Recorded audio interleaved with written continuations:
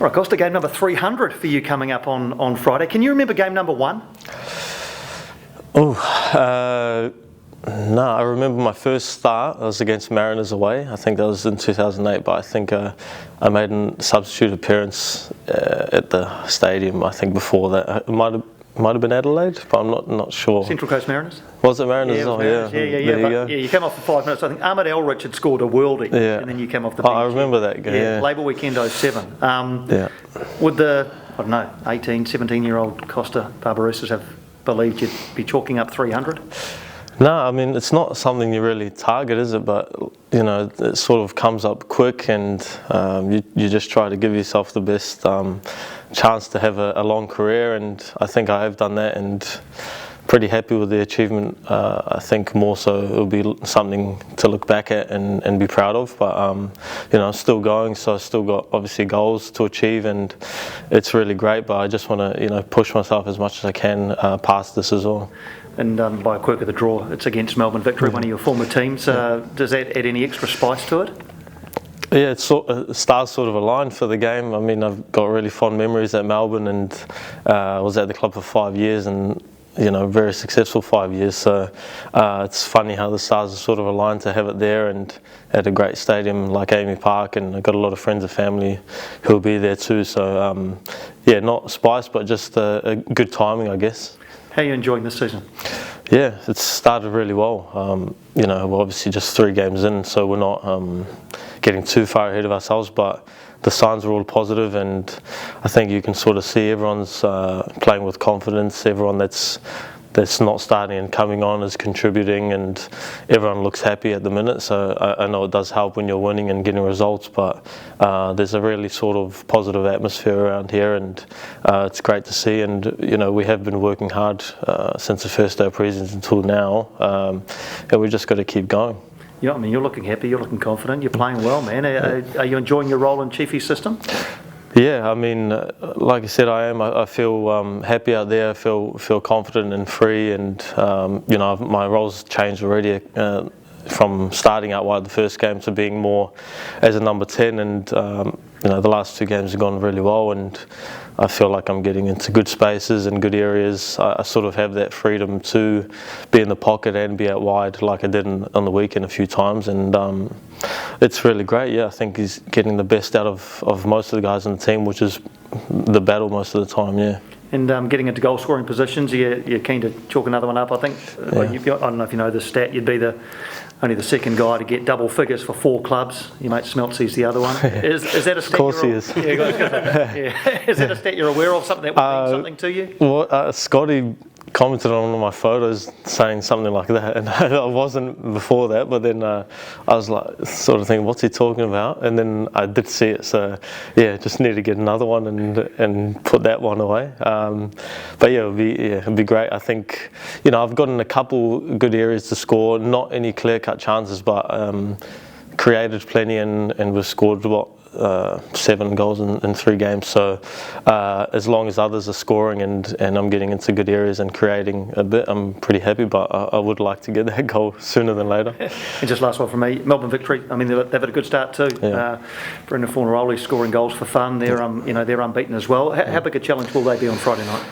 Yeah, I mean, they look really well drilled. They got some dangerous players. That's probably the story for any sort of good Victory team of the past as well. So the signs are there that they're going to be a strong side. We played them a week or 2 before the season started, and similar again, you know, really physical, and like I said, that quality at the front there. So it's going to be a big test for us. I think the atmosphere at the stadium is going to be good.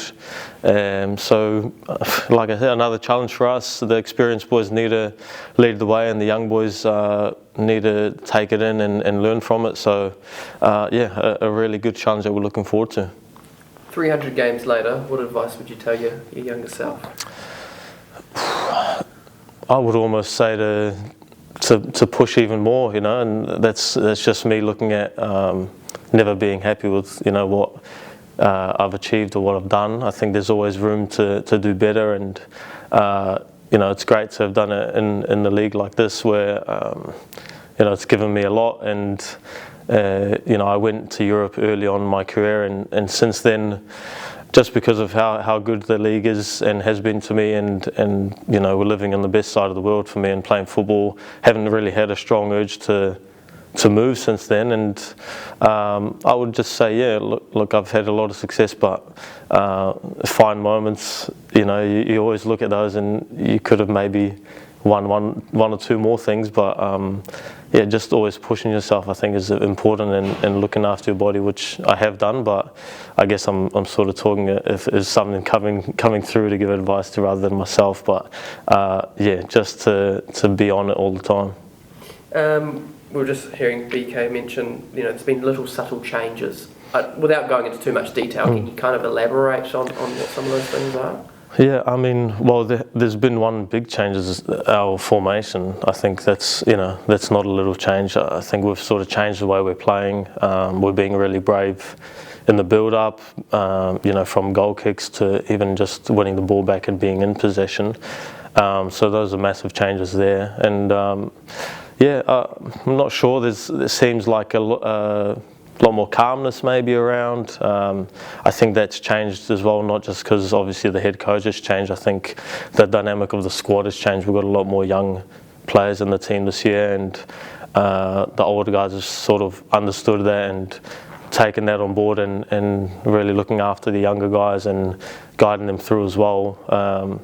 You have to remember we're as experienced guys carry a lot of not the burden, a lot of the responsibility to push that and sort of push performances as well, because you can't rely on young guys to do it all the time. So we need to all band together. So I think those have been the biggest changes, and like I said, it's around 4 this week, but the signs are looking good, and we need to just keep going. Steve Corica has left Sydney. Potentially, if he might be back in charge, and rival for you guys. I mean, what would that be like for you guys? Yeah, I mean, he showed here in 4 years that he's a great coach. He achieved, a lot of good sort of not milestones, but I guess overachieved in some years, and made playoffs pretty much every year that he was here. So he's successful. So if he does take over, I think he's inheriting a great team. I think we'll just sort of just say well done to Bimby as well. I think he had a really successful time as Sydney FC coach. The last year or so hasn't been great, but you just got to remember what he has done at the club as well, and such a great guy as well. He's always pretty good with the players, and I had a really good 3 years with him. So I want to wish him all the best, and yeah, like I said, whoever takes over is inheriting a pretty good squad, so I think they'll be fine.